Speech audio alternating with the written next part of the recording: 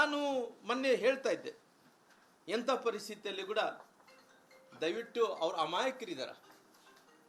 ಯಾರು ಇವತ್ತು ರೈತರು ಅಮಾಯಕರು, ನಂತರ ಇವತ್ತು ಈ ರಾಜ್ಯದಲ್ಲಿದ್ದಂಥ ಮಹಿಳೆಯರು ಅಮಾಯಕರು, ಸಾಕಷ್ಟು ಮಂದಿ ಬಡವರು ಅಮಾಯಕರು.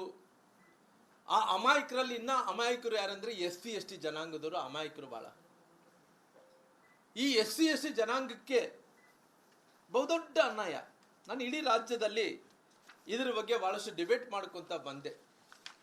ಡಿಬೇಟ್ ಮಾಡ್ಕೊತ ಬಂದಂಥ ಟೈಮಲ್ಲಿ ಅವ್ರು 23ನೇ ಇಸ್ವಿ, 24ನೇ ಇಸ್ವಿ, 24, 25ನೇ ಇಸ್ವಿ ತಗೊಳ್ರಿ, ಅವರು ಏನು ಇವತ್ತು ಹತ್ತತ್ರ 25,000 ಕೋಟಿ ಬಳಕೆ ಮಾಡ್ಕೊಂಡಾರ. ಈ 25,000 ಕೋಟಿ ಬಳಕೆ ಮಾಡ್ಕೊಂಡಂಥ ಟೈಮಲ್ಲಿ ಕೂಡ ಭಾಳಷ್ಟು ನಾನು ಡಿಬೇಟ್ ಮಾಡಿದೆ. ಎಂಥ ಪರಿಸ್ಥಿತಿಯಲ್ಲಿ ಕೂಡ ನಿಮ್ಮ ಕಾನೂನದಲ್ಲಿ ಅವಕಾಶ ಇಲ್ಲ.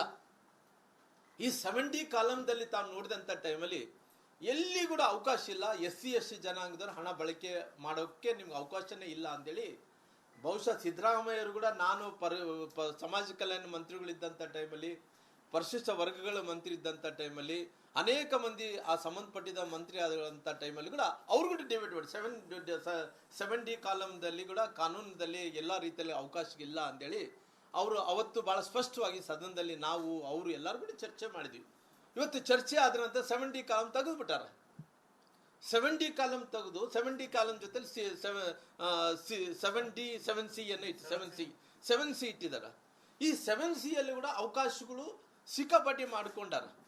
ಈ ಸಿಕ್ಕಾಪಟ್ಟಿ ಮಾಡಿಕೊಂಡು ಕೂಡ ಈ 7C ಏನಿದೆನೋ, ಪರಿಶಿಷ್ಟ ಜಾತಿ ಪರಿಶಿಷ್ಟ ಪಂಗಡಗಳನ್ನು ಮೀಸಲಿಟ್ಟಿರುವಂಥ ಹಣ ಏನಿದೆನೋ ಅದನ್ನು ಬಳಕೆ ಮಾಡಬಾರ್ದು ಅಂದರೆ ಭಾಳ ಕ್ಲಾರಿಟಿಯಾಗಿ ಕೊಡ್ತಾ ಇದೆ. ಅದರ 7D 7D ತೆಗೆದಾರ, 7C ಕೂಡ ತೆಗಿಬೇಕಂದೇಳಿ ಆಲ್ರೆಡಿ ಒತ್ತಾಯ ಆಗಿತ್ತು, ತೆಗಿಬೇಕಂತ ತೀರ್ಮಾನ ಆಗಿತ್ತು. ಆ 7C ಹಿಡ್ಕೊಂಡು ಇವತ್ತು ಎಲ್ಲ ಪರಿಶಿಷ್ಟ ಜಾತಿ ಪರಿಶಿಷ್ಟ ಪಂಗಡಗಳ ಹಣ ಏನಿವತ್ತು 24%, 24.9 ಏನು ಶೇಕಡ ಹಣದಾನವನ್ನು ಬರಬೇಕಾಗಿತ್ತು, ಇದರಲ್ಲಿ 25,000 ಕೋಟಿ ರೂಪಾಯಿ 24ನೇ ಇಸ್ವಿ ತನಕ ಬಳಕೆ ಮಾಡಿಕೊಂಡ್ರು. ಈ ಬಜೆಟಲ್ಲಿ ಕೂಡ ಸುಮಾರು 15,000 ಕೋಟಿ. ಈ 15,000 ಕೋಟಿಯನ್ನು ಬಳಕೆ ಮಾಡಿದರು. ಕಾನೂನಲ್ಲಿ ಅವಕಾಶ ಇಲ್ಲ. ಎಲ್ಲಿ ಕಾನೂನಲ್ಲಿ ಅವಕಾಶ ಇದೆ ಅಂತೇಳಿ ನನಗೆ ತಿಳಿಸಿ.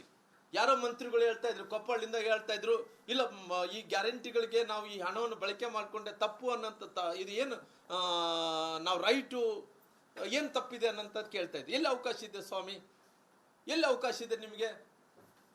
ಇವತ್ತು ಪರಿಸ್ಥಿತಿ, ಈ ಪರಿಶಿಷ್ಟ ಜಾತಿ ಪರಿಶಿಷ್ಟ ಪಂಗಡಗಳ ಅಮೌಂಟ್ ನೀವು 15,000 ಕೋಟಿಯನ್ನು ಬಳಕೆ ಮಾಡ್ಕೊಂತ ಇದ್ರು, ಎಲ್ಲಿ ಕಾನೂನಲ್ಲಿ ಅವಕಾಶನೇ ಇಲ್ಲ.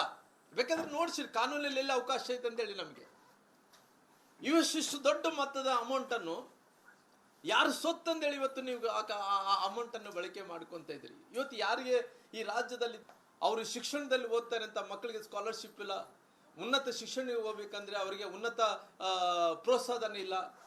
ಯಾರನ್ನ ಬಡವರು ಗಂಗಾ ಕಲ್ಯಾಣ ಯೋಜನೆ ಅವ್ರಿಗೆ ಹಾಸ್ಟೆಲ್ ವ್ಯವಸ್ಥೆ ಮಾಡಬೇಕು, ಸ್ಕಾಲರ್ಶಿಪ್ಗಳು ಕೊಡಬೇಕು, ನಂತರ ಭೂ ಒಡೆತನದಲ್ಲಿ ಯೋಜನೆಯಲ್ಲಿ ರೊಕ್ಕ ಕೊಡಬೇಕು, ಯಾವುದೇ ರೀತಿಯಲ್ಲಿ ಯಾವುದೂ ಇಲ್ಲ. ಇವತ್ತೆಲ್ಲ ಕೂಡ ಏನು ಇವತ್ತು ನೀವು ಬಳಕೆ ಮಾಡ್ತಾ ಇದ್ದೀರಿ ಕಾನೂನನ್ನು ಮೀರಿ, ಕಾನೂನನ್ನು ಉಲ್ಲಂಘನೆ ಮಾಡಿ ಇವತ್ತು ನೀವು ಹಣವನ್ನು ಬಳಕೆ ಮಾಡ್ಕೊಂಡಂತ ಕೆಲಸ ಮಾಡ್ತಾ ಇದ್ರಿ. ಇಷ್ಟೊಂದು ದೊಡ್ಡ ಅನ್ಯಾಯ ಆಗ್ತಾ ಇದ್ರೆ ಕೂಡ ನಾವು ಕೂಡಿ ಇವತ್ತು ಈ ಬಜೆಟ್ ಅನ್ನು ಒಪ್ಕೊಳ್ಳೋಂಥ ಪರಿಸ್ಥಿತಿ ನಮ್ಗೆ ಆಗುತ್ತೇನು? ಯಾವತ್ತು ಕೂಡ ಈ ಬಜೆಟ್ ಅನ್ನು ಒಪ್ಕೊಳಕ್ಕಾಗಲ್ಲ. ನೀವು ಯಾವತ್ತಿದ್ರೆ ಕೂಡ ನಾನು ಬಹಳ ಸ್ಪಷ್ಟವಾಗಿ ಹೇಳಿದ್ದೆ, ನೋಡ್ರಿ, ನೀವು ಯಾವುದನ್ನ ವಿಚಾರಗಳಲ್ಲಿ ಗ್ಯಾರಂಟಿಗಳು ಕೊಟ್ಟಂತ ಟೈಮಲ್ಲಿ ನೀವು ಏನು ಜನರಲ್ ಕ್ಯಾಟಗರಿಗಳಿಗೆ ಏನು ಗ್ಯಾರಂಟಿ ಫಂಡ್ಸ್ ಏನಿದೆ ಬಜೆಟ್ ಅಲ್ಲಿ ಇಟ್ಟಿದ್ರು, ಅದೇ ರೀತಿಯಲ್ಲಿ SC/ST ಜನಾಂಗದವರು ಕೂಡ ಬಜೆಟ್ ಅಲ್ಲಿ ನೀವು ಮೀಸಲಿಡ್ರಿ. ನೀವು ಮೀಸಲಿಡಕ್ಕೆ ರೆಡಿ ಇಲ್ಲ. ಈ ಹಣ ತಗೊಂಡು ಈ ಹಣದ ಜನರಿಗೆ ಇವತ್ತು ಗ್ಯಾರಂಟಿಗಳು ಕೊಡ್ತೀರಿ. ಇದು ಸಂಬಂಧ ಏನು ಟ್ಯಾಗೇ ಆಗಲ್ಲ. ಆ ಉದ್ದೇಶ ಪರ್ಸೆಂಟೇಜ್ ಏನಿದನು ಎಲ್ಲ ಇಲಾಖೆಯಲ್ಲಿ 24.9% ಶೇಕಡ ನಮಗೆ ರೊಕ್ಕ ಬರಬೇಕಾಯಿತು. ಅದರಿಂದ ಏನೇನು ಡೆವಲಪ್ಮೆಂಟ್ಸು ಪ್ಲ್ಯಾನ್ಡು ನಾನ್ ಪ್ಲ್ಯಾನ್ಡ್ ವರ್ಕ್ಸ್ ಏನಿದಾವೋ, ನಮ್ಗೆ ಏನು ಮಕ್ಕಳಿಗೆ ಶಿಕ್ಷಣ ಕೊಡಬೇಕಾಗಿದ್ದೋ, ಎಲ್ಲ ಮಹಿಳೆಯರಿಗೆ ಏನು ಅವಕಾಶಗಳು ಮಾಡಿಕೊಡ್ಬೇಕದೋ ಅದು ಡಿಫ್ರೆಂಟ್ ಇಶ್ಯೂ. ಇದು ಗ್ಯಾರಂಟಿಗಳು ಡಿಫ್ರೆಂಟ್ ಇಶ್ಯೂ. ಕಾನೂನಲ್ಲಿ ಅವಕಾಶ ಇಲ್ಲಾರ್ದಂಥ ಟೈಮಲ್ಲಿ ಕೂಡ ನೀವು ಜನರಲ್ ಅವರಿಗೆ ಬೇಕಾದ್ರೆ ಎಲ್ಲ ಹಣವನ್ನು ತೆಗೆದಿಡ್ತೀರಿ, ಬೇರೆಯವ್ರಿಗೆ ನೀವು ತೆಗೆದಿಡಲಾರ್ದಂತೆ ಈ ಹಣ ತೊಗೊಂಡು ಈ ಹಣ ತೊಗೊಂತಂದ್ರೆ ಒಂದು ಕೈಲಿ ಕೊಡೋದು ಒಂದು ಕೈಲಿ ತೊಗೊಳೋದು, ಇದು ಎಷ್ಟು ಮಟ್ಟಿಗೆ ನ್ಯಾಯ ಅನ್ನೋಂಥದ್ದು ನಾನು ಕೇಳಬೇಕಾಗುತ್ತೆ. ಇವತ್ತು ಹೇಳ್ತಾ ಇದ್ದಾರೆ ಮಂತ್ರಿಗಳೆಲ್ಲ ಒಂದು ಕಡೆ ಕಾನೂನಲ್ಲಿ ಅವಕಾಶ ಇದೆ. ನಾನು ಈ ರಾಜ್ಯದ ಮುಖ್ಯಮಂತ್ರಿಗಳಿಗೆ ನಾನು ವಿನಂತಿ ಮಾಡ್ಕೊತೀನಿ. ಯಾಕಂದ್ರೆ ನಾವೆಲ್ಲರೂ ಕೂಡ ಹಿಂದುಳಿದಂಥ ಸಮುದಾಯಗಳಿಂದ ಇವತ್ತು ರಾಜಕಾರಣಿಗಳಾಗಿ ಇವತ್ತು ಒಂದು ಸ್ಥಾನಕ್ಕೆ ಬಂದಂಥವ್ರು, ರಾಜಕಾರಣದಲ್ಲಿ ಸೋಲು ಗೆಲುವು ಬೇರೆ ಇರ್ತದೆ, ಆದರೆ ಒಂದು ಸ್ಥಾನಕ್ಕೆ ಬಂದಂಥವ್ರು ನಾವು ಇವತ್ತು ಎಲ್ಲಿ ಅವಕಾಶ ಇದೆ ನೋಡ್ರಿ, ನಿಮ್ಮ ಮಂತ್ರಿಗಳು ಹೇಳ್ತಾ ಇದ್ದಾರೆ ಅವಕಾಶ ಇದೆ ಅಂತೇಳಿ. ಎಲ್ಲಿದೆ ಅವಕಾಶ? ನಿನಗೆ ಅವಕಾಶ ಎಲ್ಲನಿದೆ. ಈ ಹಣವನ್ನು ಬೇರೆ ಕಡೆ ಡೈವರ್ಟ್ ಮಾಡೋಕೆ ಒಂದು ಅವಕಾಶ ಇದೆ ಅಂತೇಳಿ ಕಾನೂನು ನೋಡಿಸಿ. ಹಂಗಾಗಿ ನಾನು ಸರ್ಕಾರಕ್ಕೆ ಒತ್ತಾಯ ಮಾಡ್ತೀನಿ, ಈ 7C ಏನಿದೆನೋ ಇದು ಕಾನೂನು ಏನಿದೆನೋ ಅದನ್ನು ರದ್ದು ಮಾಡಬೇಕು.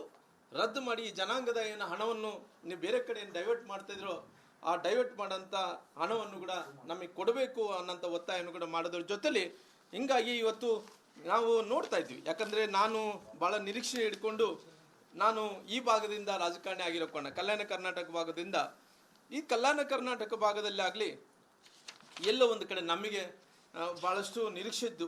ಏನು ನಿರೀಕ್ಷೆ ಅಂದ್ರಿಗಿನ ನಮ್ಮ ಭಾಗದ ಜನರಿಗೆ ಅನುಕೂಲ ಆಗ್ಬೋದೇನೋ ಅನ್ನೋಂಥ ನಿರೀಕ್ಷೆ ಇತ್ತು. ಯಾಕಂದರೆ ದೊಡ್ಡ ಸಂಖ್ಯೆಯಲ್ಲಿ ಗೆಲ್ಲಿಸಿದಂಥವ್ರನ್ನ ಶಾಸಕರು, ಕಾಂಗ್ರೆಸ್ಸಿನ ಶಾಸಕರನ್ನ ಗೆಲ್ಲಿಸಿದಂಥ ಈ ಭಾಗಕ್ಕೆ ಮುಂದೆ ಅನುಕೂಲ ಆಗ್ಬೋದು ಅಂತೇಳಿ ನಾವೆಲ್ಲರಿಗೂ ತಿಳ್ಕೊಂಡಿದ್ವಿ. ತೆಗಿಲೇಬೇಕು, ಅದು ಒತ್ತಾಯ. 7C ತೆಗಿಲೇಬೇಕು. 7C ಅಲ್ಲಿ ಇವರು ಅವಕಾಶ ಮಾಡ್ಕೊಳಕ್ಕೆ ಪ್ರಯತ್ನ ಮಾಡಿದ್ರೆ ಅಲ್ಲಿ ಕೂಡ ಅವಕಾಶ ಇಲ್ಲ. 7C ಕೂಡ ತೆಗಿಬೇಕು. 7D ತೆಗೆದು ಹೆಂಗ್ ತೆಗೆದಾರೋ 7C ಕೂಡ ತೆಗಿಬೇಕು. ಅಲ್ಲ, ಅನ್ಯಾಯ ಆಗಲ್ಲ, ಅದರಿಂದನೇ ಅನುಕೂಲತೆ ಆಗುತ್ತೆ, ಅನುಕೂಲ ಆಗುತ್ತೆ. ಇವತ್ತು ಇವ್ರು ಏನು ಡೈಫರ್ಫಿಕೇಶನ್ ಏನು ನೋಡ್ಸ, ಒಂದು ಉದಾಹರಣೆಯಾಗಿ ಬೇರೆ ಕಡೆ ಇವತ್ತು ಬೇರೆ ಕಡೆ ಹಣ ಏನು ಬಳಕೆ ಮಾಡ್ಕೊತ ಇದ್ರು. ಇವತ್ತು ಯಾರೋ ಮಂತ್ರಿಗಳು ಹೇಳ್ತಾ ಇದ್ರು ಕಾನೂನಲ್ಲಿ ನಮ್ಗೆ ಅವಕಾಶ ಇದೆ, ನಮ್ಮ ಕಾನೂನಲ್ಲಿ ಅವಕಾಶ ಇರೋ ಕಾರಣ ಮಾಡಿಕೊಂಡ್ರೆ ಏನು ತಪ್ಪು ಅಂತ. ಅದು ನಿಮ್ಮ ಪೊಲಿಟಿಕಲ್ ಏನು ಪ್ರಾಮಿಸ್ ಇದೆನಾ, ಅದು ಪೊಲಿಟಿಕಲ್ ಪ್ರಾಮಿಸ್. ಆ ಪೊಲಿಟಿಕಲ್ ಪ್ರಾಮಿಸ್ ಏನಿದೆ ಇದು ಸಂವಿಧಾನದಲ್ಲಿ ಬಾಬಾ ಸಾಹೇಬ್ ಅಂಬೇಡ್ಕರ್ ಬರೆದಂಥ ಸಂವಿಧಾನದ ಹಕ್ಕು. ನಮಗೆ ಆ ಹಕ್ಕನ್ನು ಬೇಕಂದೇಳಿ ನಾವು ಕೇಳ್ತಾ ಇದೀವಾಗಲಿ. ಇವತ್ತು ಬೇರೆ ಏನು ಉದ್ದೇಶ ಇಲ್ಲ. ಹಂಗಾಗಿ ಇವತ್ತು ಎಲ್ಲ ಜನರು ಇವತ್ತು ಎಲ್ಲ ವಿಚಾರಗಳಲ್ಲಿ ಭಾಳಷ್ಟು ನೋವನ್ನು ಪಡಿತಾ ಇದ್ದಾರೆ. ಹಂಗಾಗಿ ಇವತ್ತು ನಮಗೇನು ಈ ಭಾಗದಲ್ಲಿದ್ದಂಥ ಜನರಿಗೆ ನಾವು ಏನು ಭಾಳಷ್ಟು ನಿರೀಕ್ಷೆ ಇಟ್ಕೊಂಡಿದ್ದು ಅಂದ್ರಿಗಿನ ಬಹುಶಃ ಅವರು ಯುವನಾಯಕರಾದಂಥ ಸನ್ಮಾನ್ಯ ರಾಹುಲ್ ಗಾಂಧಿ ಅವರು ಕೂಡ ಪಾದಯಾತ್ರೆ ಬಂದಂಥ ಟೈಮಲ್ಲಿ ಅವರು ಹೇಳಿಕೆಯನ್ನು ಕೊಟ್ಟಿದ್ರು. ಏನು ಹೇಳಿಕೆ ಅಂದ್ರಿಗಿನ, ಈ ರಾಜ್ಯದಲ್ಲಿ ಪುನಃ ನಮ್ಮ ಕಾಂಗ್ರೆಸ್ ಸರ್ಕಾರ ಅಧಿಕಾರಕ್ಕೆ ಬರಲಿ. ಅಧಿಕಾರಕ್ಕೆ ಬಂದಂಥ ಟೈಮಲ್ಲಿ ಅವರು ಹೇಳಿದಂಥ ಘೋಷಣೆಗಳು ಏನಂದ್ರಿಗಿನ, ಇವತ್ತು ವಿಜಯನಗರ ಜಿಲ್ಲೆಗೆ ಮತ್ತು ನಂತರ ಬಳ್ಳಾರಿ ಜಿಲ್ಲೆಗೆ ಒಂದು ಜೀನ್ಸ್ ಅಪ್ರೈಲ್ ಪಾರ್ಕ್ ಮಾಡ್ತೀವಿ ಅನ್ನೋಂಥ ಘೋಷಣೆಯನ್ನು ಮಾಡಿದ್ರು. ಅಖಂಡ ಬಳ್ಳಾರಿ ಜಿಲ್ಲೆಗೆ ಒಂದು ಜೀನ್ಸ್ ಅಪರೇಲ್ ಪಾರ್ಕ್ ಮಾಡ್ತೀವಿ ಅಂತೇಳಿ ಕೂಡ ಅವ್ರು ಹೇಳಿದ ನಂತರ ಅವ್ರು ಯಾಕೋ ಮಿಸ್ ಆಗಿಬಿಟ್ರು. ಎಲ್ಲಿ ಮಿಸ್ ಆಗಿದ್ರು, ಅವ್ರ ನಾಯಕರು ಮಿಸ್ ಆದರು.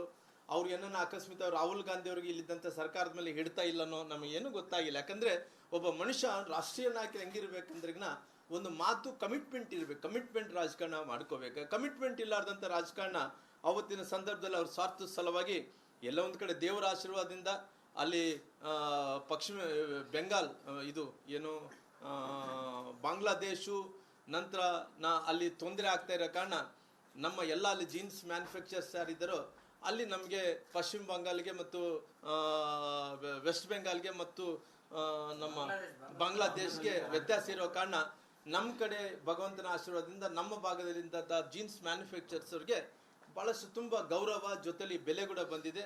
ಜೊತೆಲಿ ಇತ್ತೀಚೆಗೆ ಟ್ರೇಡ್ ಕೂಡ ಜಾಸ್ತಿ ಅನುಕೂಲತೆ ಕೂಡ ಆಗ್ತಾ ಇದೆ. ಹಂಗಾಗಿ ಅಲ್ಲ, ಲ್ಯಾಂಡ್ ಐಡೆಂಟಿಫೈ ಮಾಡಿದಾರೆ, ಇಲ್ಲ ಅನ್ನಕ್ಕೆ ಹೋಗಲ್ಲ. ಲ್ಯಾಂಡ್ ಐಡೆಂಟಿಫೈ ಮಾಡ್ತಾರೆ ಅಂತ ಯಾವತ್ತು ಕೂಡ ಮಾಡ್ತೇನೆ ಅಂತ, ಅದೇ ಕಾರ್ಯರೂಪಕ್ಕೆ ಬರೋದು ಇಂಪಾರ್ಟೆಂಟ್ ಅಲ್ಲ. ಇವತ್ತು ಅದೇ ಬಜೆಟ್ ಅಲ್ಲಿ ಕೂಡ ಯಾವುದೇ ರೀತಿಯಲ್ಲಿ ಕೂಡ ಅವ್ರ ಫಂಡ್ ಅನ್ನು ಕೂಡ ಇಟ್ಟಿಲ್ಲ. ಹಂಗಾಗಿ ಅವರು ರಾಹುಲ್ ಗಾಂಧಿ ಅವರು ಏನಾರ ಮರ್ತೋಗಿದ್ದಾರೆ ಏನೋ ಗೊತ್ತಿಲ್ಲ. ಅಕಸ್ಮಿತವಾಗಿ ಇಲ್ಲಿದ್ದಂಥ ಸರ್ಕಾರದ ಮೇಲೆ ಹಿಡ್ತಾ ಇಲ್ಲೇನೋ ಗೊತ್ತಿಲ್ಲ ಆಗಿಲ್ಲ. ಅವ್ರು ರಾಷ್ಟ್ರೀಯ ನಾಯಕರು ಮಾತು ಕೊಟ್ಟಂಥ ಟೈಮಲ್ಲಿ ಇಲ್ಲಿದ್ದಂಥ ಶಾಸಕರು ಇಲ್ಲಿದ್ದಂಥ ಮಂತ್ರಿಗಳನ್ನಾಗಲಿ ಕಮಿಟ್ಮೆಂಟ್ ಅನ್ನು ಇರಬೇಕಾಗುತ್ತೆ. ಆ ಕಮಿಟ್ಮೆಂಟ್ ಇಲ್ಲಾರ್ದಂತೆ ಯಾರಿಗೆ ಜನರು ಅವತ್ತು ಕೇಳಿದ್ರು, ಓಟ್ ಹಾಕಿದ್ರು, ನಾವು ಗೆದ್ರ ನಂತರ ಅದು ಮುಗಿದೋಯ್ತನ್ನಂಥ ಪರಿಸ್ಥಿತಿ ಇಲ್ಲ. ಆದರೆ ಜನರಂತೂ ನೆನಪು ಇಟ್ಕೊಂಡಿದಾರ. ನೀವು ಮರ್ತಿರ್ಬೋದು, ಅಲ್ಲಿ ಜನರಂತೂ ನೆನಪಿನಲ್ಲಿ ಉಳಿದೋಗ್ತೀರಿ. ಎಲ್ಲೋ ಒಂದು ಕಡೆ ಕಳಂಕಿತರ ಆಗಬೇಡ್ರಿ. ದಯವಿಟ್ಟು ಏನು ಮಾತನ್ನು ಕೊಟ್ಟಿದ್ರು ಆ ಮಾತನ್ನು ಉಳಿಸ್ಕೊಂಡಂಥ ಕೆಲಸ ಸರ್ಕಾರ ಮಾಡಬೇಕು. ಸರ್ಕಾರ ಜೊತೆಲಿ ಇವಾಗ ನಾಯಕರು ಶಾಸಕರು ಎಲ್ಲರೂ ಕೂಡ ಮಾಡ್ಬೇಕನ್ನಂಥ ಒತ್ತಾಯನೂ ಕೂಡ ಮಾಡ್ತೀನಿ. ಜೊತೆಲಿ ಇನ್ನೊಂದು ಅವರು ಮಾತನ್ನು ಕೊಟ್ಟಿದ್ದರು. ಮೊನ್ನೆ ಈ ತುಂಗಭದ್ರಾ ಜಲಾಶಯ ವಿಚಾರದಲ್ಲಿ ನಮ್ಮ ಆಂಧ್ರ ಪ್ರದೇಶಕ್ಕೆ ಕರ್ನಾಟಕಕ್ಕೆ ಒಂದು ರೀತಿ ಜೀವನಾಡಿ ಇದ್ದಂತೆ. ಆ ಜೀವನಾಡಿಯಲ್ಲಿ ಕೆಲವೊಂದು ನೀರು, ಯಾಕಂದ್ರೆ ಭದ್ರಾದಿಂದ ನೀರು ಬಂದಂಥ ಟೈಮಲ್ಲಿ, ನೀರು ಜಾಸ್ತಿ ಆದಂಥ ಟೈಮಲ್ಲಿ, ಅಲ್ಲಿ ಫ್ಲೋ ಜಾಸ್ತಿ ಆದಂಥ ಟೈಮಲ್ಲಿ ಅಲ್ಲಿ ಗೇಟ್ಗಳು ಬಿರುಕು ಬಿಡೋದು ನಾವು ಮೊನ್ನೆ ನೋಡಿದ್ವಿ. ಆ ಬಿರುಕು ಬಿಡುವಂಥ ಟೈಮಲ್ಲಿ ಅದು ಪುನಃ ಯಾರನ್ನೋ ತರಿಸಿ ಅದನ್ನು ಪುನಃ ರಿಪೇರಿ ಮಾಡಿ, ಸರ್ಕಾರ ಅವತ್ತಿನ ಸಂದರ್ಭದಲ್ಲಿ ನೀರಿದ್ದರೂ ಕೂಡ ಅದನ್ನು ರಿಪೇರಿ ಮಾಡಿಸಿ ಅಲ್ಲೆಲ್ಲೋ ಒಂದು ಕಡೆ ಅವ್ರಿಗೆ ಅನುಕೂಲತೆ ಕೂಡ ಮಾಡಿಕೊಟ್ರು.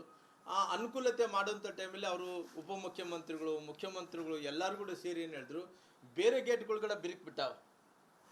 ಬೇರೆ ಗೇಟ್ಗಳು ಕೂಡ ಬಿರುಕು ಬಿಟ್ಟಂಥ ಟೈಮಲ್ಲಿ ಮುಂದಿನ ದಿನಗಳಲ್ಲಿ ಈ ಪರಿಸ್ಥಿತಿ ಮತ್ತೆ ಮರಳು ಕಳಿಸ್ಬಾರ್ದು ಅನ್ನೋಂಥ ಕಾರಣದಿಂದ ಅವತ್ತು ಅವ್ರು ಏನೇ ಹೇಳಿದ್ರು, ಮುಂದಿನ ಬಜೆಟಲ್ಲಿ ನಾವು ಅನುದಾನವನ್ನು ಒದಗಿಸೋ ಜೊತೆಯಲ್ಲಿ ಈ ಭಾಗದಲ್ಲಿದ್ದಂಥ ಜೀವನದಿಗೆ ಇದನ್ನ ಎಲ್ಲೋ ಒಂದು ಕಡೆ ಉಪಯೋಗ ಆಗಂತ ಕೆಲಸ ಮಾಡ್ತೀವಿ ಅಂತೇಳಿ ಇಲ್ಲಿ ತನಕ ಆಗಿದೆ.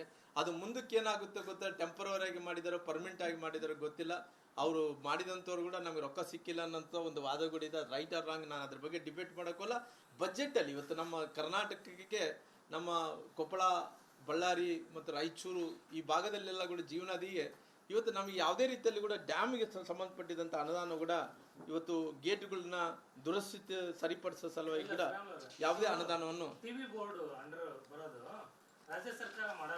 ಅಲ್ಲ ನಾನೇನು ಹೇಳ್ತೀನಿ ಅಲ್ಲಲ್ಲ, ಯಾಕಂದ್ರೆ ನಾನೇನು ಹೇಳ್ತೀನಿ, ಇವತ್ತು ನಮಗೆ ಕರ್ನಾಟಕ ಆಂಧ್ರ ಪ್ರದೇಶಕ್ಕೆ ಸಂಬಂಧಪಟ್ಟಿರುವಂಥ ಈ ರಾಜ್ಯದಲ್ಲಿರುವಂಥ ನಮ್ಮ ಜೀವನದಿ, ಇದು ನಮ್ಮ ಜೀವನದಿ.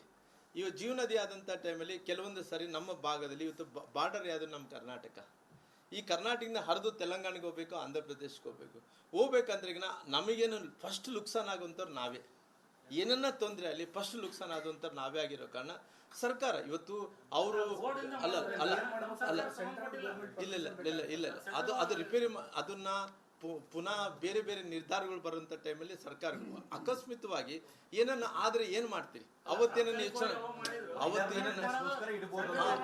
ಯಾಕಂದ್ರೆ ಅವತ್ತು ಹೇಳಿದಂತ ಮಾತು ಅವರು ಹೇಳಿರೋ ಕಾರಣ, ಅವ್ರು ಹೇಳಿದಂತ ಮಾತು ಎಲ್ಲ ಒಂದ್ ಕಡೆ ಹಣದಾನ ತೆಗೆದಿಡಂತ ಕೆಲಸ ಆಗ್ಲಿಲ್ಲ. ಅದೇ ರೀತಿಯಲ್ಲಿ ಕೂಡ ನಮ್ಮ ಸರ್ಕಾರ ಇನ್ನಂತ ಟೈಮಲ್ಲಿ ನವಳಿ ಹತ್ರ ಸಮಾನಾಂತರ ಜಲಾಶಯ ಆಗ್ಬೇಕು ಅಂತೇಳಿ ಬಹಳಷ್ಟು ಅವತ್ತಿನ ದಿನಗಳಲ್ಲಿ ಅಲ್ಲಿ ಸರ್ವೆ ಆಗ್ಬೇಕು ಅಂತೇಳಿ ಅನುದಾನ ಕೂಡ ಒದಗಿಸಿದ್ವಿ. ನಂತರ ಸಮಾನಾಂತರ ಜಲಾಶಯ ಆಗಬೇಕು ಅನ್ನೋಂಥ ಕಾರಣದಿಂದ ಅವತ್ತು ಸುಮಾರಿಗೆ 1000 ಕೋಟಿ ರೂಪಾಯಿ ತೆಗೆದಿಟ್ವಿ. ಎಲ್ಲ ಹೋಗ್ಲಿ, ಎಲ್ಲ ಕೂಡ ಇವತ್ತು ಏನಾಗ್ಬಿಟ್ಟಿದೆ ಅಂದ್ರೆ ಏನೋ ಬಿಡಪ್ಪ ಗೆಲ್ಲಿಸ್ಬಿಟ್ಟಿದ್ರೆ ನಾವು ಇವ್ಯಾವುದು ನೀರಾವರಿ ಯೋಜನೆಗಳು ಬೇಕಿಲ್ಲ, ಆರೋಗ್ಯ ವಿಚಾರ ಬೇಕಿಲ್ಲ, ನಂತರ ಶಿಕ್ಷಣ ವಿಚಾರ ಬೇಕಿಲ್ಲ. ನಮಗೇನು ಬೇಕಪ್ಪ ಅಂದ್ರಿಗಿನ ವೈಟ್ ಏನಪ್ಪ ಅಂದ್ರಿಗಿನ ಬೆವರು ಸುರಿಸ್ಲಾರ್ದಂಥ ರಾಜಕಾರಣಿಗಳು ಯಾರನ್ನ ಇದ್ದಾರೆ ಅಂದ್ರಿಗಿನ ಅದು ಕಾಂಗ್ರೆಸ್ ನಾಯಕರು ಮಾತ್ರ. ಏನಂದ್ರೆ ಜನರಿಗೆ ಕೊಟ್ಟುಬಿಟ್ಟಿವಿ ಅಂದ್ರೆ ಬೇರೆ ರಾಜ್ಯಗಳಲ್ಲಿ ಕೂಡ ಗ್ಯಾರಂಟಿ ಕೊಟ್ಟು ಫೇಲ್ ಆದಂಥ ರಾಜ್ಯಗಳು ಕೂಡ ಇದಾವೆ. ಈ ಪರಿಸ್ಥಿತಿ ಮುಂದೆ ಕರ್ನಾಟಕದಲ್ಲಿ ಬಂದ್ರೆ ಬರ್ಬೋದು.